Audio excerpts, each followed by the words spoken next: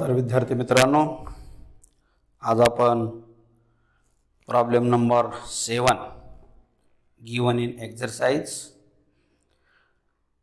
It is on page number 59 and 60. Page number 59 आणि 60 वर दिलेला प्रॉब्लेम आपण पाहणार आहोत. प्रॉब्लेम अशा प्रकारचा आहे. Satish and Pramod are partners prepare trading account and profit and loss account for the year 31st March 2019.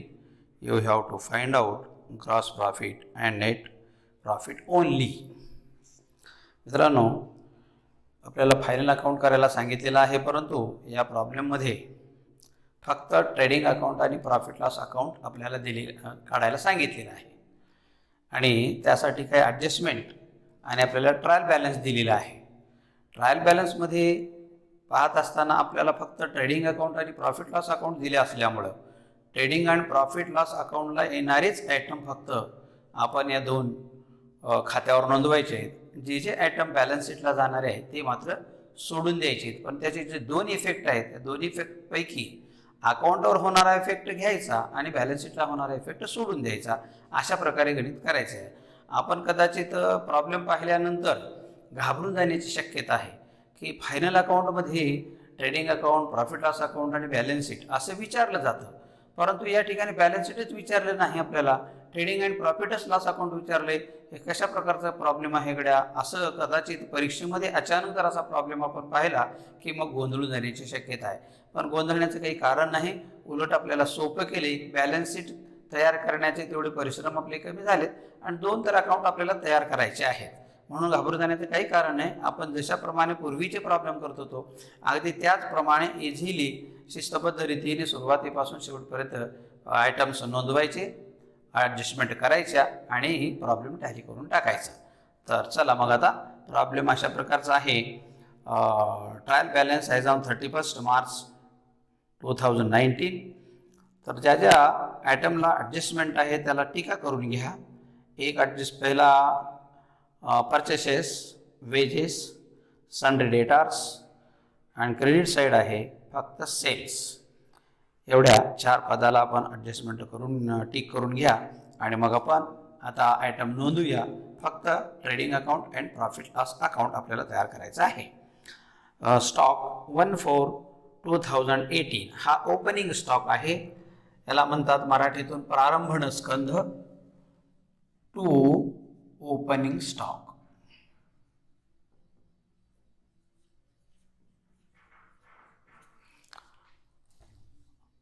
$8,700. Next आहे परचेसेस, खरेदी. ट्रेडिंग अकाउंटच्या डेबिट साईडला टू परचेसेस. यावर ही ॲडजस्टमेंट आहे 18,300. इनर कॉलमला ठेवा, एक ओळ सोडून रेषा मारून घ्या. नेक्स्ट आहे वेजेस. वेजेस देखील ट्रेडिंग अकाउंटचाच आयटम आहे, म्हणून टू वेजेस. वेजेसवरही ॲडजस्टमेंट आहे, त्यालाही इनर कॉलमला घ्या 1,000, एक ओळ सोडून रेषा ओढून घ्या. Next insurance. इन्शुरन्स हा प्रॉफिट अँड लॉस अकाउंटचा आयटम आहे, म्हणून प्रॉफिट अँड लॉस अकाउंटला घेऊन टाका. प्रॉफिट अँड लॉस अकाउंटचं सॅलरी ही पहिलं पद असते, परंतु आपल्या प्रॉब्लेममध्ये सॅलरी हे आयटमच दिलेला नाही, त्यामुळे आपण इन्शुरन्स घ्यायला काही हरकत नाही. To insurance.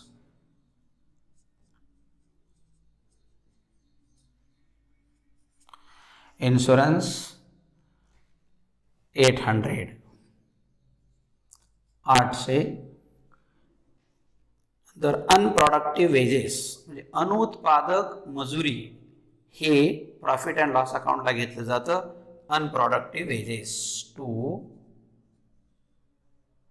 अनप्रॉडक्टिव्ह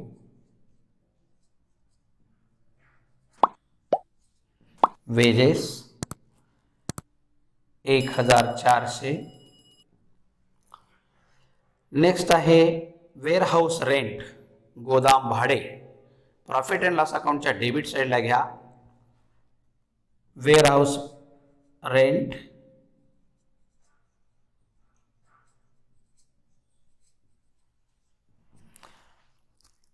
हे आहे 600. नेक्स्ट आहे कॅरेज आउटवर्ड. कॅरेज आउटवर्ड देखील प्रॉफिट अँड लॉस अकाउंटचा आयटम आहे.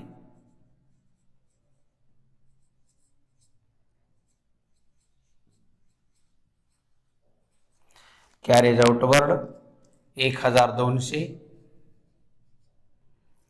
Next sales return. Sales return ही सेल्समधून वजा करायचं, म्हणून ट्रेडिंग अकाउंटच्या क्रेडिट साईडला बाय सेल्स लिहून ठेवा आणि मायनस रिटर्न असं लिहून ठेवा. रिटर्न्स 600.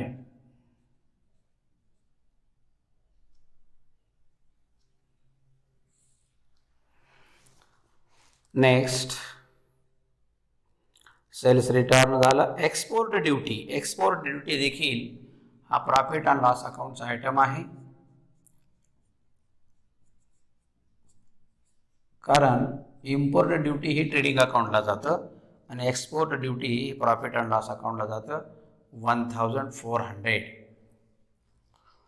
Next custom duty. हे मात्र ट्रेडिंग अकाउंटच्या डेबिटला to custom duty.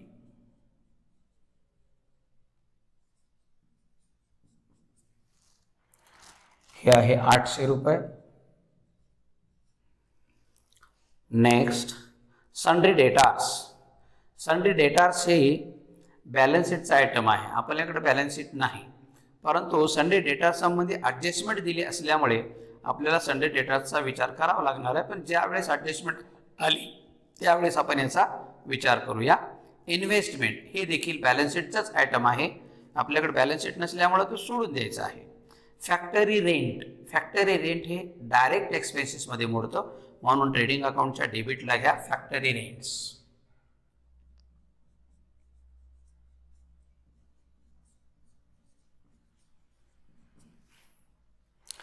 Factory rent आहे 1600. नेक्स्ट आहे postage and telegram. Profit and loss अकाउंटच्या डेबिट साईडला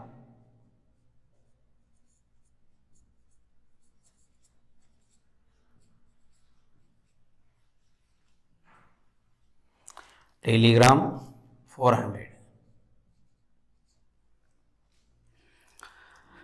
डेबिट साईड संपलेली आहे. आता क्रेडिट साईड. सेल्स 68,000, विक्री 68,000, विक्री. ट्रेडिंग अकाउंटच्या क्रेडिट साईडला 68,000.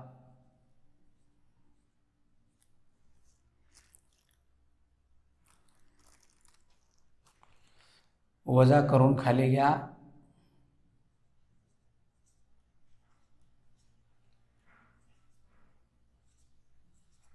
67,400. नेक्स्ट आहे डिव्हिडंड. डिव्हिडंड हे आपलं इन्कम आहे, म्हणून प्रॉफिट अँड लॉस अकाउंटच्या क्रेडिट साईडला घ्या बाय डिव्हिडंड. याला लाभांश म्हणतात. लाभांश हे आपलं उत्पन्न असतं. ₹2,000. नेक्स्ट आहे परचेस रिटर्न. खरेदी परत. हे खरेदीमधून वजा करायचे ट्रेडिंग अकाउंटच्या डेबिट साईडला मायनस रिटर्न परत. हे आहे 500 रुपये. बाहेर घेऊन टाका रक्कम. आता 13 मधून 5 केले 8 राहिले 17,800. Next sundry creditors. Sundry creditors हा देखील बॅलन्स शीटच्या लायबिलिटी साईडला येणारा आयटम आहे आणि आपल्याकडे बॅलन्स शीट नसल्यामुळं ते पद सोडून द्यायचं आहे. Next 10% bank loan ₹8,000. हे देखील आपण दुसऱ्याकडून घेतलेलं कर्ज आहे आणि हे कर्ज येतं बॅलन्स शीटच्या लायबिलिटी साईडला, परंतु आपल्याकडे बॅलन्स शीटच नसल्यामुळे लायबिलिटी साईडही नाही, म्हणून लोनही घ्यायचं नाही. परंतु एक लक्षात ठेवायचं, हे लोन घेतलेले आपण 1 जुलै 2018 रोजी.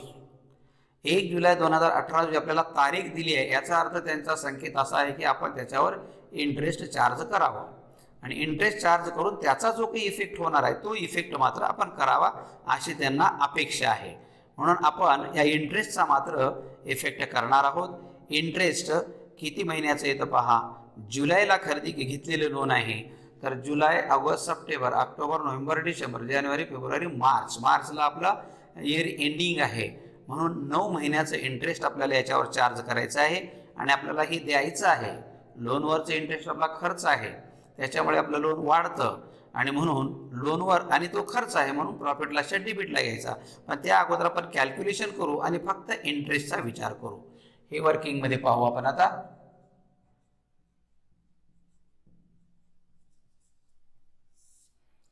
Number 1, interest on bank loan.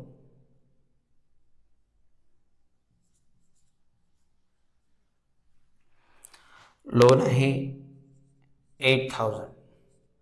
8,000 loan घेतले आपण आणि त्याचा इंटरेस्टचा रेट आहे, व्याजाचा दर आहे 10% या टक्केवारीप्रमाणे. पण आपल्याला इंटरेस्ट चार्ज करायचा आहे 9 महिन्याचा.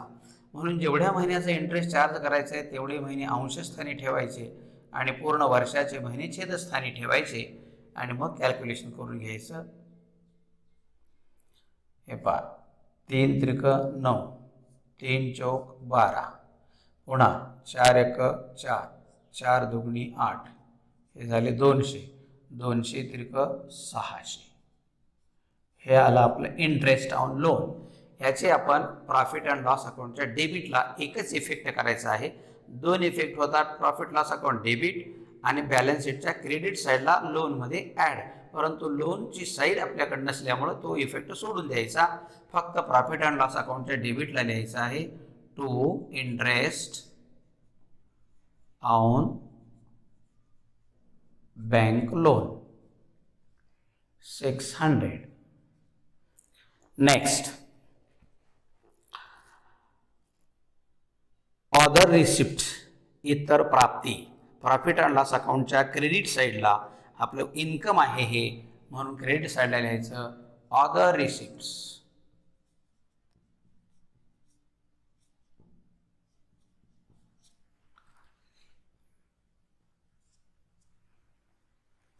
अदर रिसिप्ट्स आहे 1,000. अशा प्रकारे आपला ट्रायल बॅलन्स संपलेला आहे. आता एक एक ॲडजस्टमेंट विचारात घेऊ. The closing stock is valued at ₹15,400. Closing stock 15,400 आपल्याला दिलेले. याला संवर्ण स्कंद म्हणतो. शेवटचा शिल्लक माल हा ट्रेडिंग अकाउंटच्या क्रेडिट साईडला बाय क्लोजिंग स्टॉक.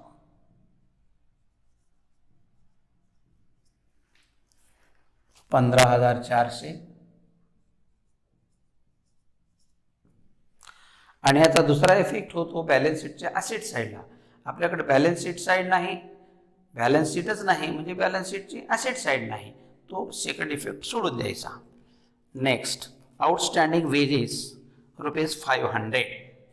हे वेजेस द्यायचे आहेत. वेजेसमध्ये ॲड करा, ॲड ड्यू ₹400. 500 टोटल येईल 1,500 बाहेर. आणि दुसरा इफेक्ट बॅलन्स शीटच्या लायबिलिटी साईडला. आपल्याकडे बॅलन्स शीट नसल्यामुळे तो इफेक्ट सोडून द्यायचा. Next, create provision for bad debts ₹800 and maintain RDD 3% on sundry debtors. डेटार्सवर आपल्याला बॅड डेट्स ₹800 आणि RDD 3% चार्ज करायचा सांगितला. परंतु आपल्याला इथे चकली देण्याचा प्रयत्न केलेला आहे. त्याचं कारण असं, आपली शेवटची जी 5वी ॲडजस्टमेंट आहे ही ॲडजस्टमेंट डेटारशी संबंधित ॲडजस्टमेंट आहे आणि ही ॲडजस्टमेंट केल्याशिवाय आपल्याला शुद्ध डेटार्स मिळत नाहीत. म्हणून ॲडजस्टमेंट कशी आहे पहा. Goods of ₹2,000 were sold and delivered on 31 March 2019 but no entry is passed in the books of account. म्हणजे 31 मार्च रोजी आपण 2,000चा माल विकून टाकला, पण घाईघाईने बुक्स ऑफ अकाउंटमध्ये लिहायचं विसरून गेलं, राहून गेलं त्याचं, पण ते नंतर लक्षात आलेलं आहे. आणि नंतर लक्षात आलेल्याच गोष्टी जेव्हा आपण दुरुस्त करतो त्यालाच ॲडजस्टमेंट म्हणतात. मग हे ॲडजस्टमेंट आपल्याला करायची आहे अगोदर ही करायची. ही केल्यानंतर आपल्याला शुद्ध डेटार्स मिळतात, पूर्ण ऋणको, खरे ऋणको आपल्याला मिळतात. आणि मग खऱ्या ऋणकोवर मग बॅड डेट्स आणि RD आकारायचा असतो. तर सुरुवातीला हे अनरेकॉर्डेड सेल्स, न नोंदलेली विक्री या नावानं आपल्या सेल्समध्ये नोंदून घ्या आणि डेटार्समध्ये मिळवूया. Plus unrecorded sales ₹2000. टोटल विक्री येईल आपली 69,400 बाहेर येईल. आणि आपले नंबर 2 ची ॲडजस्टमेंट पहा आता कशी आहे. आपले डेटार्स आहेत आपल्या ट्रायल बॅलन्समध्ये डेबिट साईडला दिले पहा 40,000. हे 40,000 यामध्ये ॲड करायचं, ॲड अनरेकॉर्डेड सेल्स 2,000. अशा प्रकारे आपले डेटार्स येतात 42,000 पूर्ण डेटार्स येतात. आणि यावर मात्र नंतर आता adjustment number 3, create provision for bad debts ₹800 bad debts वजा करा त्यातून, मायनस बॅड डेट्स 800 राहिले 41,000. हे जे बॅड डेट्स आहेत ते प्रॉफिट अँड लॉस अकाउंटच्या डेबिटला घेऊन टाका, टू बॅड डेट्स.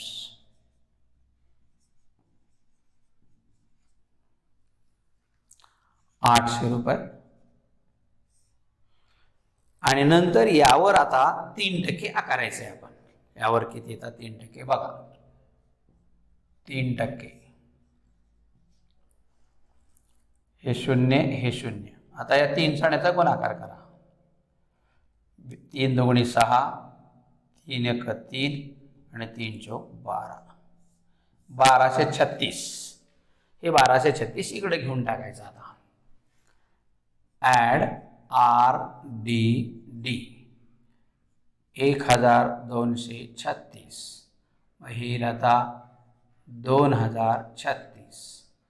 आता इथून मात्र काही वजा करत बसायची गरज नाही, कारण आपल्याकडे बॅलन्स शीटच नाही, फक्त कॅल्क्युलेशनसाठी म्हणून ही आपल्या ॲडजस्टमेंट आपण केलेली होती. आता पहिली ॲडजस्टमेंट झाली, दुसरी झाली, तिसरी झाली, चौथी adjustment. Goods of ₹1800 distributed as free sample. मोफत नमुना म्हणून काही वस्तू आपण वाटप करून टाकलेल्या आहे जाहिरातीसाठी, म्हणून या वस्तू गेल्या म्हणून ट्रेडिंग अकाउंटच्या क्रेडिट साईडला आणि जाहिरातीवर हा खर्च केला म्हणून प्रॉफिट अँड लॉस अकाउंटच्या डेबिट साईडला. असे याचे दोन्ही इफेक्ट इथं येतात. म्हणून बाय गुड्स डिस्ट्रीब्युटेड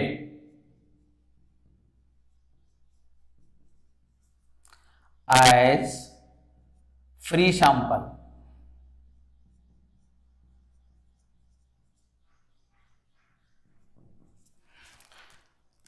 ₹1,800.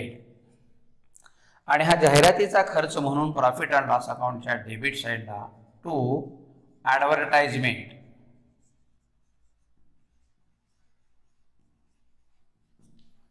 1,800.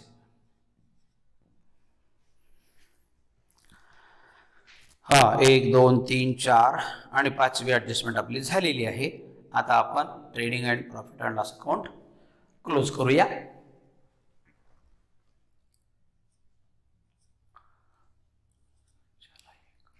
दहांचा 16ला 6च्या 1, 7 आणि 8, 86,600, 86,600 डेबिट साईडला लिहून घ्या. आणि डेबिटच्या सर्व रकमाची बेरीज आता 86,600 मधून आपल्याला वजा करायची आहे, म्हणून याची बेरीज इकडे बाजूला आपण करून लिहू. इथं 0, 0, 7 आणि 8, 15 आणि 5, 20 आणि 8, 28 आणि 6, 34ला 4 हातचे आले 3, 3 आणि 8, 11, 11 आणि 7, 18, 18 आणि 19 आणि 20, 20ला 0 हातचे आले 2, 2 आणि 1 3, 30,400 आले. 86,600 मधून वजा करा.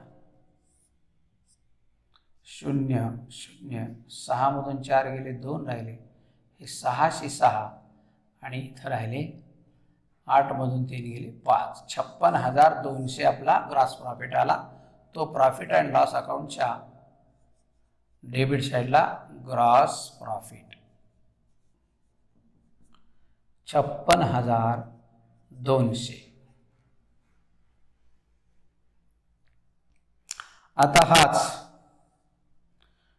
प्रॉफिट लॉसच्या क्रेडिट साईडला घ्यायचा बाय ग्रॉस प्रॉफिट 56,200.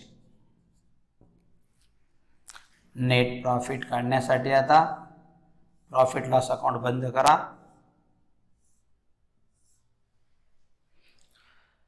क्रेडिट साईडची बेरीज करून घ्या. प्रथम 6 2 8 आणि 1 9, 59,200. हे 59,200 डेबिट साईडला लिहून घ्या. आता 59,200 मधून प्रॉफिट लॉसच्या डेबिटची जेवढी काय आयटम्स आहेत त्यांची एकत्रित बेरीज करून वजा करून घ्या. 6